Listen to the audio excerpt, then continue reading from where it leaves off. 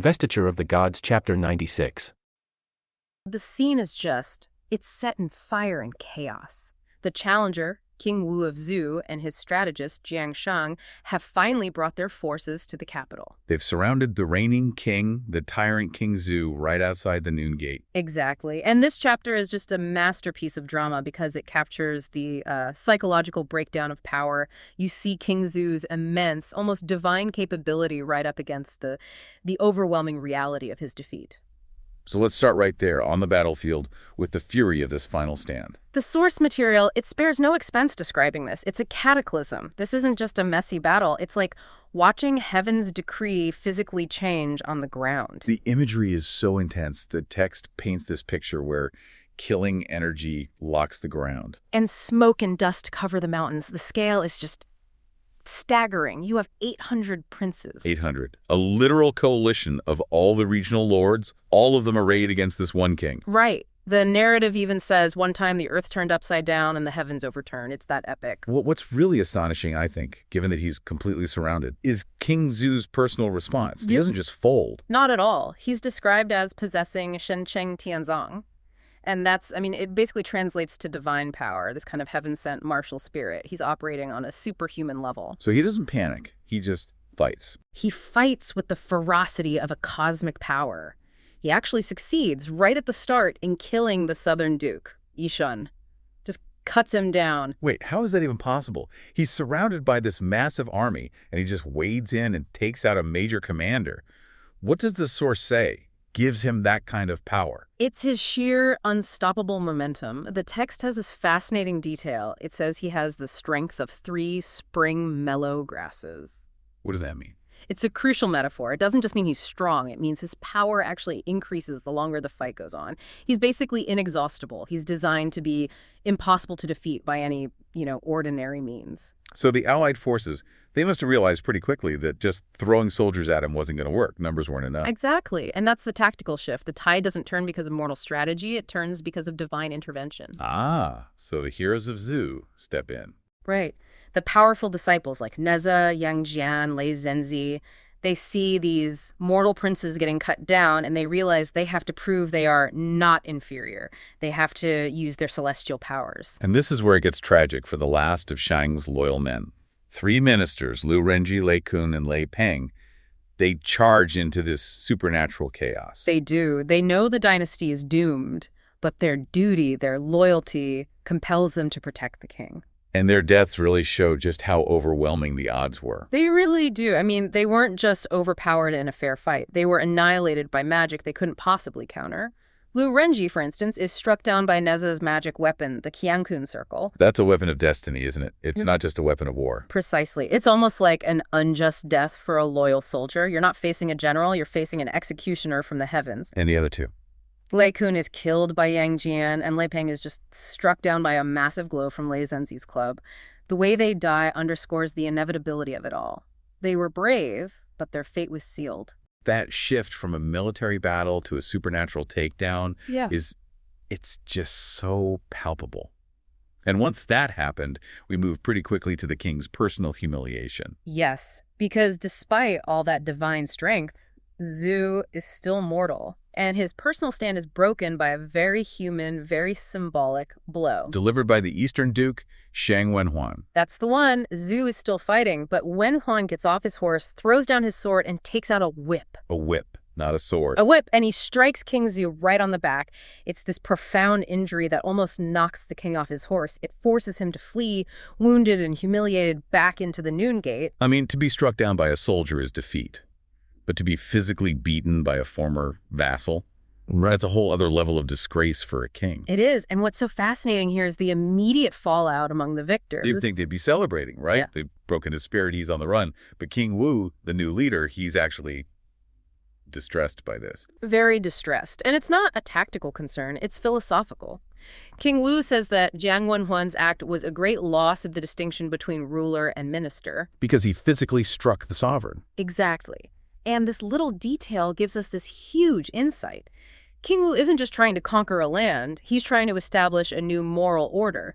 He's worried that if a vassal can strike a king, even a terrible one, it sets a dangerous precedent. It cheapens the whole office. That's a really sharp political concern. He's worried about his own reign. He's basically saying, if you can hit this king, what stops you from hitting me one day? That's the core of it. It's this question of revolutionary justice versus maintaining political order. If the revolution becomes just chaos and disrespect, then the new dynasty has no legitimacy. But Zhang Wenwen pushes back. He pushes back hard. He gives the moral justification for the whole war, arguing that King Zhou is so cruel, so tyrannical, that, even killing him in the city square wouldn't be enough to pay for his crimes. So it's a perfect standoff. The challenger says the crime is so huge, the old rules don't apply. But the future king is worried that the methods they use will taint the very dynasty they're trying to build. Right. This is the moment you see the weight of the mandate of heaven settling on King Wu's shoulders. He has to prove he's worthy not just through strength, but through moral restraint. So we've seen the tragedy of the loyalists and the political dilemma of the victors. Now the story shifts from that kind of heroic tragedy to something much more cynical. Yes. Once the physical battle is lost, the whole question of loyalty is tested in a very different arena. We move from the battlefield into the 9-room hall where King Zhou has retreated. And his whole demeanor changes. The fight is gone. He starts lamenting his fate. He's genuinely remorseful. The text says he accepts that the Shang dynasty is lost in an instant.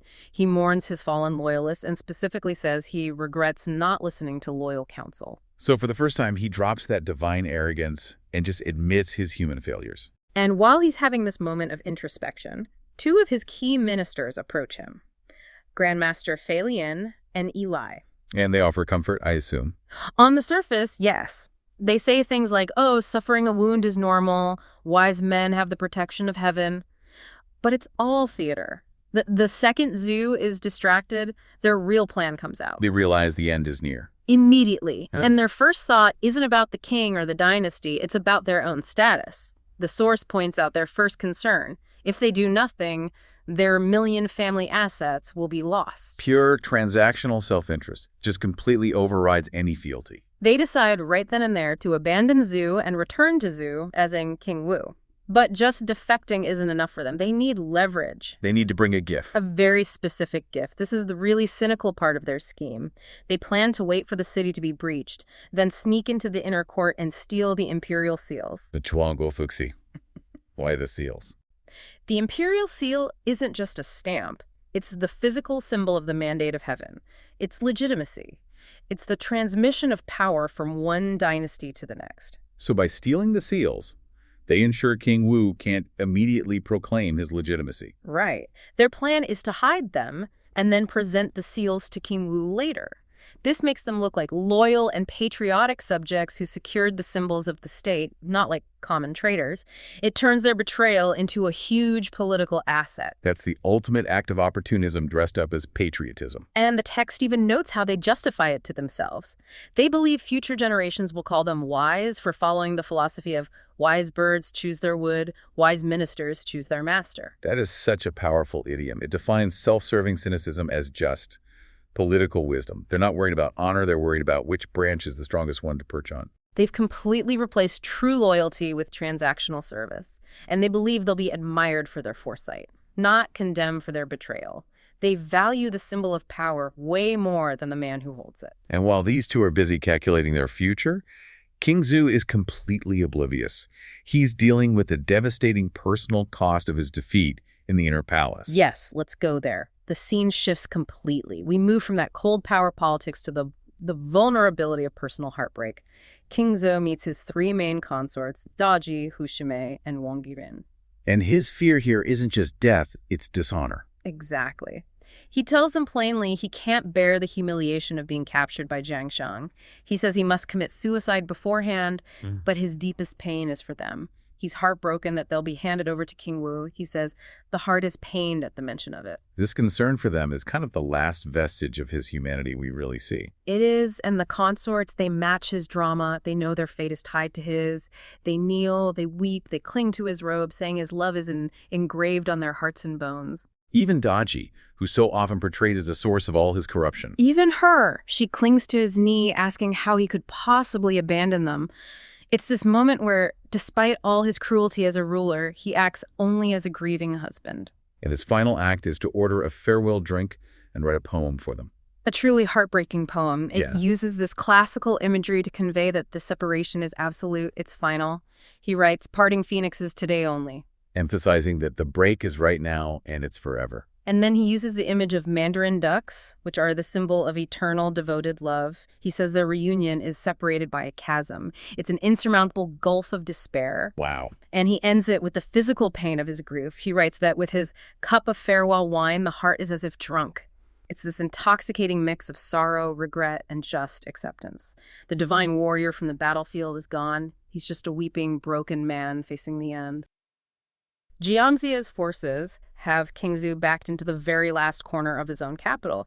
And Xia, he's this master strategist, but at this point, he's not just fighting, he's waiting. Waiting for what exactly? He knows the end date. The text calls it Jiazijiki, which is like the due date. He's literally counting down the hours to the dynasty's predetermined collapse. But the sources, they make it really clear that even with destiny on his side, these last few days they're not going to be a walk in the park. No, not at all. Our whole focus is on this one last desperate move by the antagonists, Daji, the nine-tailed fox spirit, and her two sisters. So it isn't really about human warfare. It's all about sorcery and psychology. King Zhou has, he's run out of generals. He's run out of ministers. He's got nothing left. He has nothing left but these 3 consorts.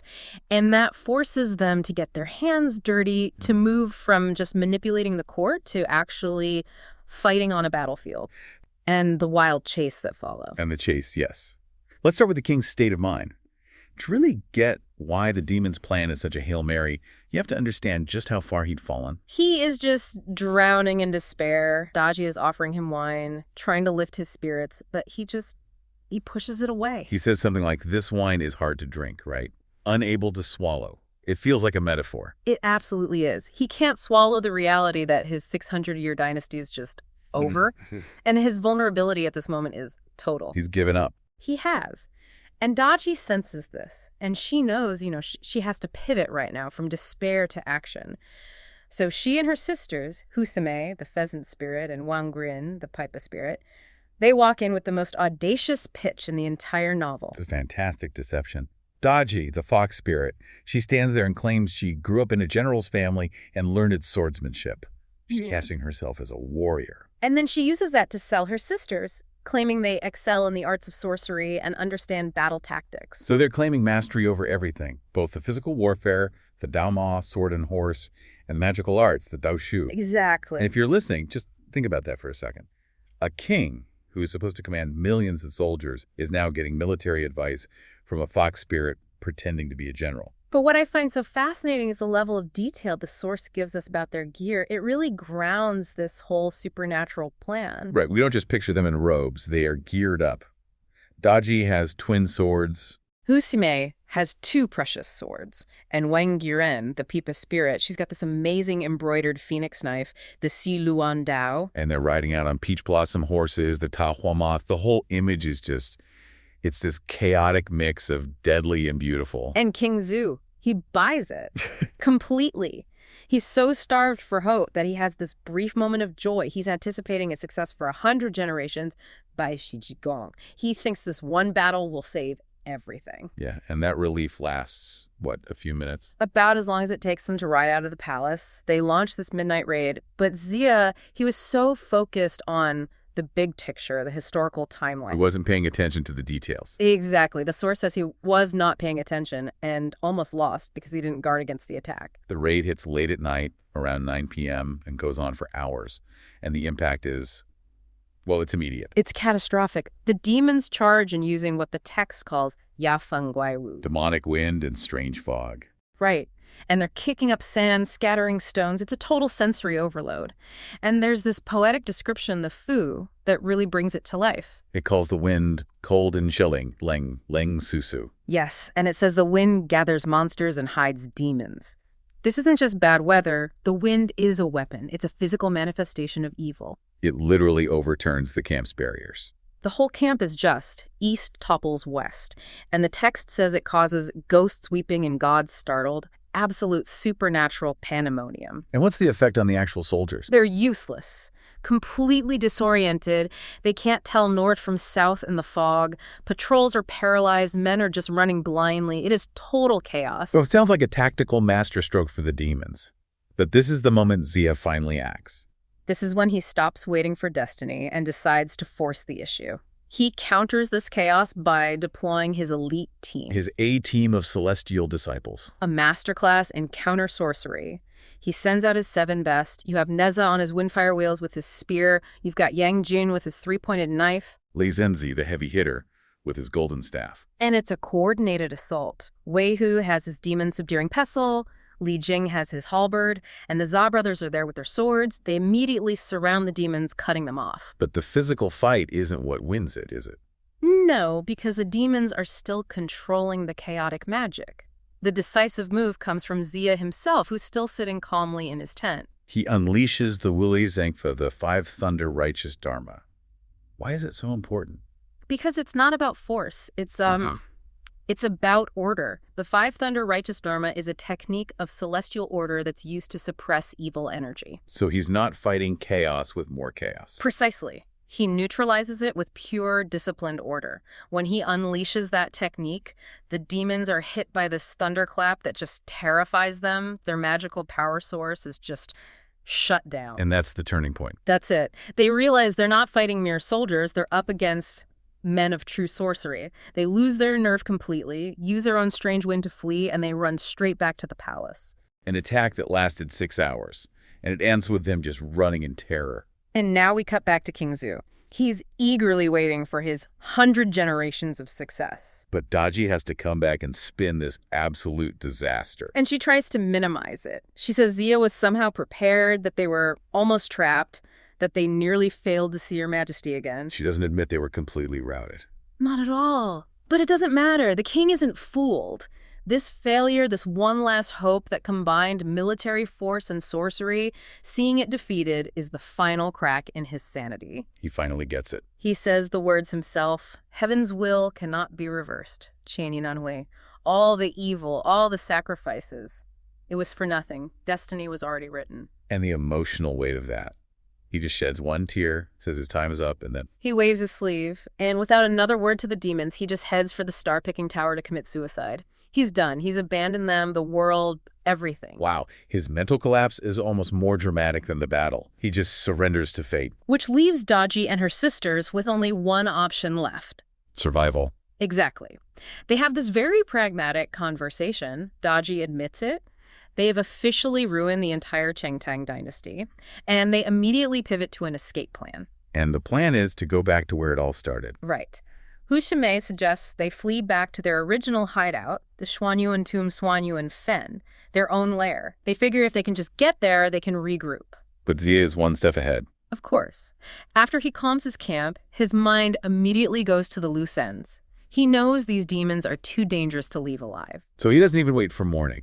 He sets up an incense table and performs divination right then and there. Yes, he casts the coins Jinken Paisia, and what he finds out just accelerates everything. He realizes if he delays any longer, the 3 demons will escape. They're already on the move. They're already on the move. So Zia switches from diviner to commander. He issues formal warrants, Jiantai, to his disciples. And the threat level on these is extreme. Oh, it's life and death. He tells them, you will be executed under military law if you fail. This is a high-stakes capture mission. And the assignments are very specific. Almost surgical. Yang Jian is sent to get the 9-headed pheasant spirit. Lei Zhenzi, who is kind of the most volatile, goes after Daji, the fox spirit. And Wei Hu, with his pestle, has to get the jade pipa spirit. But they have a problem. How do you find 3 fleeing demons in a massive dark city? And this is where Yang Jian shows his tactical genius again. He figures, okay, the king is giving up, so the demons have to be leaving the palace. So the best place to catch them is at the exit. Exactly. He suggests they use earth-tunneling magic tuben to basically hover in the air invisibly right above the palace gates and just wait for them to come out. Brilliant. But before they escape, the source gives us one last chilling detail. A very dark detail. It says that before they fled, the 3 demons ate several palace servants. Just a final horrifying act of consumption before they run for their lives. A dark punctuation mark on their entire reign of terror. So they do that, and then they rise into the air. using their demonic light, their Yaoguang, to fly toward the tomb. Only to find Yang Jin and the others waiting for them. Right there in the sky. The fight is immediate, but it's very short. Less than 5 rounds. The demons are desperate. They just turn and flee again. And this is where Yang Jin deploys his secret weapon. He does. It's not his spear. It's not his skill. It's his dog. The Zhou Quan, the celestial hound. Which the source describes as a celestial dog cultivated to spiritual intelligence. I love that. A spirit dog, cultivated for centuries, is now the ultimate weapon against the dynasty's most powerful demons. And the result is, it's gruesome. It's shocking. The dog just leaps out and attacks the 9-headed pheasant spirit, Hu Shimei, and bites off one of her 9 heads. Just rips it right off. Yep. And the pheasant spirit, bleeding, wounded, now 1 head short, just keeps flying. This isn't a battle anymore, the high-speed hunt. And the source material captures that perfectly. The demons flee like arrows, and the pursuers follow like a storm. Lei Zhenzi after the fox, Yang Jin after the wounded pheasant, Wei Hu after the pipa. It's the ultimate contrast, isn't it? Just hours earlier, they were in the palace promising the king an empire. And now they're fleeing for their lives, with a celestial dog having just torn one of their heads off. The fall from grace is it's absolute. And this whole pursuit, it confirms that larger theme, right? That even the most powerful sorcery is no match for Tianyi, for destiny, for heaven's will. The thing Xia was calculating all along. Exactly. And just when this high-speed 3-way chase is at its most intense, the chapter just slams on the brakes. The biggest cliffhanger. The chase is abruptly stopped by a major interruption. 2 massive yellow banner swung fans suddenly appear. And fragrant smoke xiangya and eye billows across the sky. These are the signs of a supreme, incredibly powerful celestial being just arriving out of nowhere. This is an outside intervention. Something so powerful that it makes 3 fleeing demons and 3 relentless pursuers just stop dead in their tracks. Yes. So you now know the terrifying stakes of that midnight raid, you know the power of Xayah's discipline, and you know about the desperate head-missing flight of the consorts. The knowledge you now carry to the next chapter is this. Who has just arrived under those yellow banners? And what could this sudden intervention possibly mean for the final fate of the 3 running demons?